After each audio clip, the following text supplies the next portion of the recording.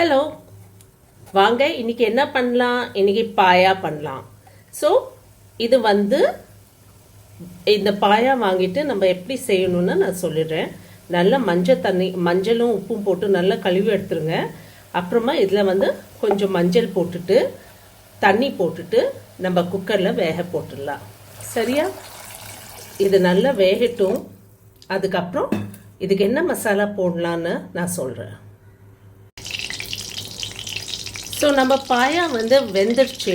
அதுக்கு மசாலா ரெடி பண்ணலாம்.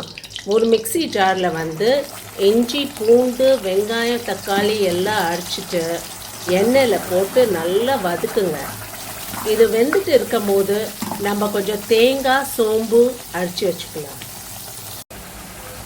இது பாருங்கள், எண்ணெய் விட்டுட்டு வந்துடுச்சு. இப்போ நம்ம மிளகாய்த்தூள் வேறு நம்ம இங்கே மட்டன் மசாலா வச்சுருக்கோம், அதுக்கு கொஞ்சம் போட்டுக்கலாம். போட்டுட்டு நல்லா மிக்ஸ் பண்ணிக்கலாம். இப்போ இந்த பாயால் நம்ம வெங்காயம், தக்காளி பேஸ்ட் எல்லாம் போட்டு குழம்ப கொதிக்க வச்சாச்சு. இப்போ நம்ம தேங்காய், ஜீரகம் அரைச்சி வச்சது இதில் போட்டுடலாம்.